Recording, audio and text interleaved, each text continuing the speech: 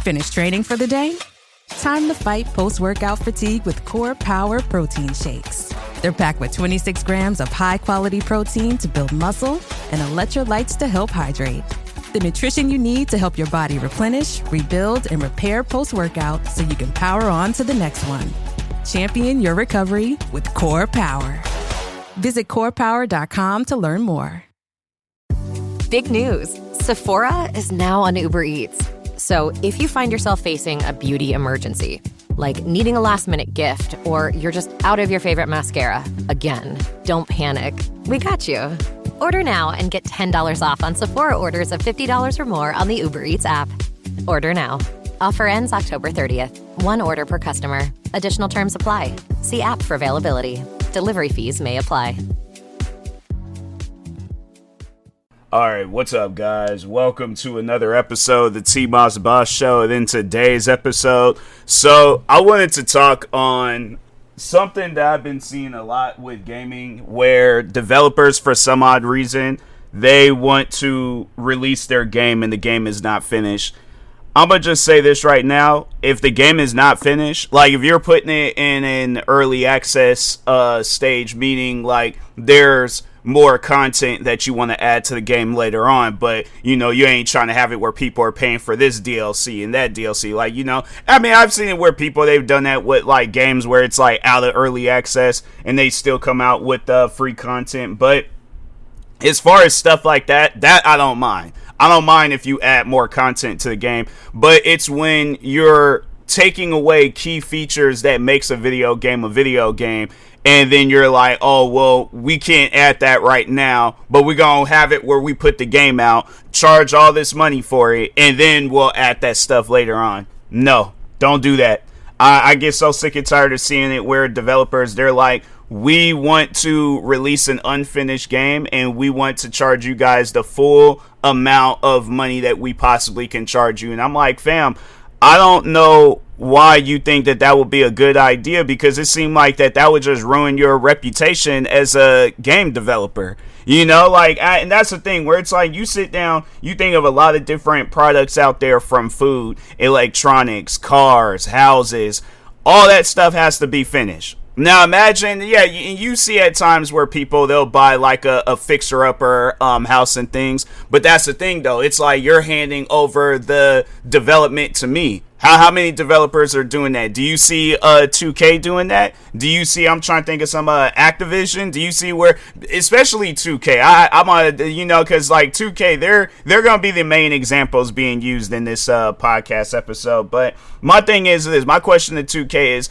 would you buy a house that's unfinished? And I guess whoever is selling the house to you, you have the intentions of buying this house because they show you a picture of it, and then they're showing you the before picture when the house was fully built. You go up there and buy the house, then they're all like, oh, well, this is what it actually looked like, and the whole house is pretty much torn down. And they're like, oh, or no, there's like a couple of doors and windows that's up, but for the most part, whole house is pretty much gone. I'm like, you ain't got no appliances, you ain't got no floors, you ain't got no stairs, no nothing. It's a house with some walls, some windows, and some doors. That's it. That's all that you got. You're going to be upset about that. And that's the thing where it's like they're not seeing it from that perspective. They're just seeing it from their perspective where it's like, where, well, we're putting out like somewhat of a video game. Like, y'all should be happy with that. Talking on Borderlands 4, because I guess the developer, he crashed out over the criticism with that game. And it's like, okay, well, why do you think people are criticizing the game? You know, like, let's just look up the other Borderland games and see the reviews for them. Because, oh, there's like Tokyo Extreme Racer came out with a new update. Let's see, a story expansion, new vehicles, park tree restriction. I did play this game not too long ago. Name editing, rival dialogue reference, new perks. You can now. They should have it where it's a little bit easier to change the or have it where it's like you can track down the racers, because they be having it where they be wanting you to be like 15 miles away from the racers, and you driving, and it's like, fam, you ran out of the tires and gas and all. Well, no, they don't go by gas, but the tires though do get lower and stuff. But anyways, back to what I was doing. Yeah, let's look up all the different reviews, because I was looking it up on Steam. Let me actually look it up on Google, but still using Steam and stuff, because I'm able to open up more pages that way. So let's look up. All right, so there's 2, 3, the pre-sequel, and where's 1 at? Because I was like, I did open them all up besides 1, Rise in Borderland. Yeah, that's not Borderland. They don't have 1. Okay, here it goes. I was about to say, I'm like, they have all of them. Okay, so Borderlands 1, the very first one, Game of the Year Enhanced, that has a mostly positive rating. So yeah, and that's somewhere I'm like, we should have known, so that they re-released their game, and if it's at a mostly positive, it's like, what did you do with this game where it's not at a very positive or overwhelmingly positive? It's like, mostly positive, that's like, okay, at one point in time this game wasn't good, and I guess like with some updates and stuff, like it's somewhat made the game better, but people are still not liking it. Because yeah, you look at some of the recent reviews, August 27th, September 25th, and then another one on today. There are 2 people reviewing it today. 10 days ago, yesterday. It's like, yeah, you have it where there are some people they're not having a good experience. So maybe then, but it's like when you sit down and you think of when this game came out on Xbox 360, for an example, like the game was so good, you guys decide to make a part 2. And part 2, so that's when I had played Borderlands for the first time, is when part 2 had came out. But anyways, so that was like, they released that in 2012. Very positive. Yeah, because that's the only edition that's out. That's the one where it's like, okay, it ain't no remaster, they ain't talking about all these different awards that this game won. Borderlands 2 is probably the best Borderlands game to come out. And then you guys did Borderlands 3, and then it was like, oh, okay, it's cool, it's whatever and stuff. It's like they have it where it's like it's very positive, but the recent reviews is mostly positive. And then the pre-sequel, mixed. That game came out back in 2014, so I'm like, fam, to me, I'm like, that trips me out, where it's like, you guys got a game that's well over it's 11 years old. It's an 11-year-old game, and you mean to tell me that this game ain't sitting at a very positive rating? Why is that? Why do you think that the game, talking to the developer that was crashing out over people giving it bad reviews, why do you think your games are getting bad reviews? What are you doing to your games to where it's just us as a community doesn't like it? The game is not finished. Yeah, maybe the older Borderlands games are finished, but Borderlands 4, that game is not finished. But even if we're talking on other 2K games, let's just see some of the other games that 2K done released in the recent. I know NBA 2K, that's one of them. But they released the Mafia game. That one's sitting at a mostly positive. WWE 2K25, that's sitting at mixed. PGA Tour 2K25, that's sitting at mix. What's this? Sid Meier's Civilization 7, that's sitting at mix. NBA 2K25 mix. Homeworld 3 mix. Top Spin 2K25's a tennis game mix. WWE mostly positive, so that's 2K24. NBA 2K24, that's sitting at mix. Lego Drive, that's sitting at a mix. Yeah, it's like, you guys, what is 2K doing to where a lot of your guys' games are sitting at either, it seems like that's the highest that your guys' games can get up to, is a mostly positive in the recent years. Yeah, your older games like, Borderlands 2, the older NBA 2K games, those games probably would be at a good ratings, but what are you guys doing now to where the games are not at good ratings? The games are not finished. Why is that? Why is it that you guys feel so comfortable releasing unfinished games, and then it's like, oh, well, if we can't figure out the problem, we're just going to go ahead and move on to the next game, and hopefully then maybe we can figure out the problem? No, that's not how you go about gaming. That's not how you go about video game development. You go about video game development the same way developers back like 20, 30 years ago, where you had one chance, you had one shot to release a game, and if you messed up, you're shutting down as a company. But you cannot come out with a bad game. But it just seems like developers, there are some developers out there that just want to take advantage of the current video game development system, where you can release a mediocre game and then at some point in time fix it whenever you feel like it. And you know what's funny? That so many times where I've seen where companies then falling off after they undid crap like that, they might not be big like 2K and companies like that, but you see where it's like they fall off after a while, because it's like, if you thought people were going to be happy with that game, it's like you thought wrong. You straight up lied to yourself. You thought to yourself that people would like that, but they're not. And it's like one game that I can think of for an example is The Day Before. When that game, so they made it seem like that this game was pretty much that same example that I was saying with the house and stuff. They give you this brochure and they made it seem like that it was going to be the best game of all time, right? So they're coming out with these trailers, saying all these different things, saying it's going to be a zombie survival game, all this other crap.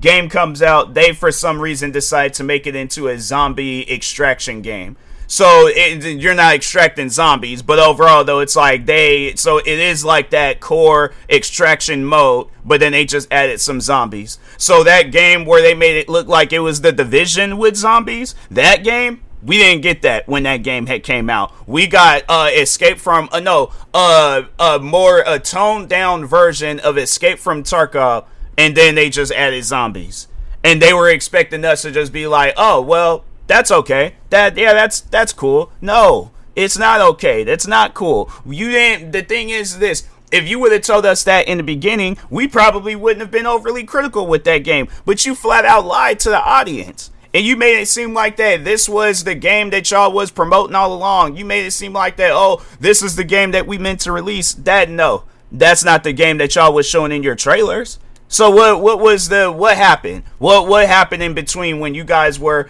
developing that game and then when you guys decide to finally release that game? Because they were delaying it, and it's like, yeah, we should have known that something wasn't right when they kept delaying it. And it's like, fam, just release the game. Like, you know, it's like what you guys got going on and stuff. Like whatever you had worked on in that trailers and stuff, just release a demo of that. I think even people were recommending that. Just release a demo and show us where you guys are at. They didn't even do that. They just said, nope, we're gonna release this game full price. And I wonder how much they were charging for that game, because I'm like, they were charging a little bit for it. How much was The Day Before game? Let's see, $39.99. They was like, it's no longer available. So yeah, but I'm like, $39.99 for a game, and it ain't even the game that I wanted to play. It's like, yeah, bro, you have to understand our frustration. That game was not finished. You know, and then when you look at 2K and their games, it's like, 2K, your guys' games are not finished. There are issues with it. There are bugs with the game. Like Borderlands 4, for an example. I played that game on both PC and PlayStation. Both times I had a bad experience with the game. The cutscenes were moving around like a slideshow when you just have like, just download a bunch of random pictures and just have like that slideshow feature on your computer. That's pretty much what I was looking at. And then I played it on PlayStation 5, the mission glitched, and I couldn't even progress to the next mission. So my thing is this: how am I supposed to look at you guys as a reliable company? How am I supposed to look at you? And that's talking to both the developers behind Borderlands and just 2K as the company too, where it's like, this isn't your guys' first time releasing a game or being behind a game where it's like the game isn't good. You know, it's unfinished. And that's the thing that trips me out, where it's like, why do you guys keep releasing unfinished video games? And then it's like, you're not trying to take the time with that game. No, you're all like, oh, let's just move on to the next game. And I'm thinking to myself, no, you guys do not need to be moving on to the next game. You don't need to be thinking about the next side. No, focus on what you have out right now. Not get like, oh, let's release NBA 2K26, and then afterwards we're gonna start focusing on NBA 2K27. No, you guys got an NBA game out now. Focus on that, and focus on that for years, because it seems like that's how long it's gonna take you guys to get your act together when it comes down to a game. But my thing is this: do you think that they would release an update for their game and fix up everything right now? No, they wouldn't. Because that's the thing. They don't even know what's wrong with their games. So it's like, why would you guys release a game if you don't even know the problems and the issues with it? Because that's the thing. They're not care. They don't care about like the games that they're releasing and all that other stuff. No, all they care about is just making money off of the games. So the developers behind Borderlands, he's seen that he the one that was crashing out, he didn't meet that goal. So that's why he was crashing out online. He was like, he's seen more negative reviews on the game than him making money for the game, and that's why he crashed out. And it's like, fam, your game sucks. It's not a good game. You should have held off on this probably for another, when was the last time that, it was 2 years ago. So yeah, it's like, you probably should have held off another 2 years. If this was going to be the final product, you should have held off another 2 years. If not that, 5 years, 10 years. And my thing is this, up until the point where you can release this game and then it comes out and it's an overwhelmingly positive, even if not that, a very positive game. Just one of those games that's in the top rated section. But when was the last time NBA 2K, let's just even see what game is in the top rated section. Hold on, because I got Steam open and stuff. So yeah, let's just NBA 2K, 2K26. 99. Well, wait, did they take away one of the things? Because then they have one that was like $100 and something. Yeah, because they probably was like, yeah, ain't nobody gonna be buying that. So, but let's see, top rated, not NBA 2K. That's crazy. They got like these, them like manager. Oh, they got like a VR game, some indie looking game, and like yeah. So it's like manager. And yeah, it's like that's about it. Like a manager and then some like a couple of indie games. Where's NBA 2K 26 at? So that's what I'm saying. I'm like, you guys even have it where there's like DLCs for the game that's not even good and stuff. So wait. Oh, these are why they got NBA 2K25 DLCs that just came out last. Didn't the game come out NBA 2K? Oh, that came out this month. Why were they releasing DLCs for the game NBA 2K25? That was last year's 2K26. That's crazy. That's some crazy stuff. And then it's like, after that's why I'm like, yeah, they don't be focused on their games like that. It's like they still got games up from like 2 years ago where they still charging full price for it. It just will be. Oh, and then they're going to have it where it shuts down. All multiplayer servers will shut down. Wow. So it's like anybody that bought NBA 2K24, it's like, yeah, the game's going to shut down.